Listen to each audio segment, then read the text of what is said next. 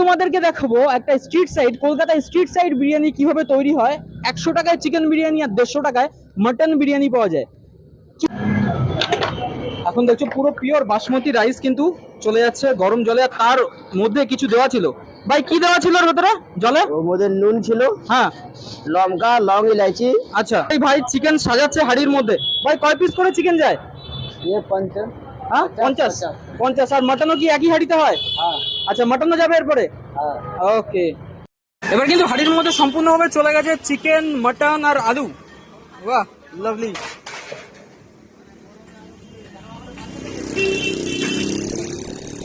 ভাই সেদ্ধ হয়ে গেছে পুরো, তাই তো?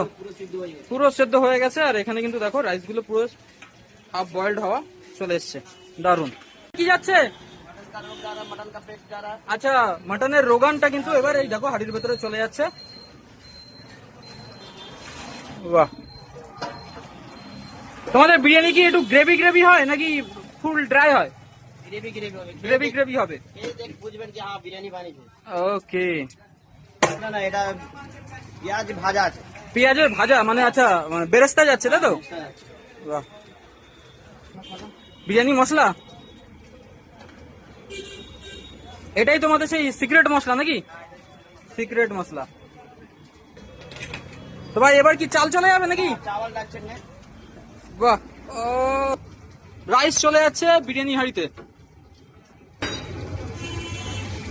ভাই এটা কি আছে? এটা তেল আছে।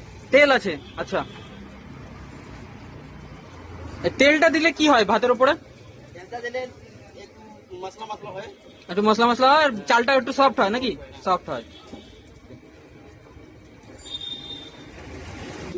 দুধ, বাহ দেখো খুব সুন্দর করে। বাহ বাহ বাহ, এক প্যাকেট দুধ কিন্তু পুরো এক হাঁড়িতে চলে গেল। আর দুধটা দিলে কি হয় ভাই?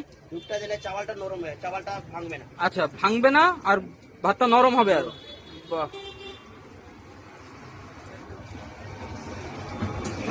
এরপর এটা এটা রং আছে। রং আছে, আচ্ছা। এটা দিলে কি চাওয়াল নরম কালার হবে। কালার হবে, বিরিয়ানির যে কালারটা কিন্তু এতে আসবে।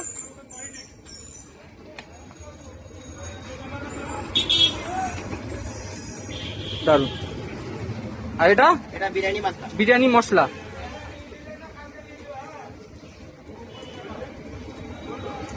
বাহ, আবার যাবে পেঁয়াজের বেরেস্তা। এগেইন চলে যাচ্ছে পেঁয়াজের বেরেস্তা। এবার এই লাল কাপড় দিয়ে ঢাকা দিয়ে তারপর ঢাকনা চলে গেল ভাই। ওকে, কতক্ষণ থাকবে?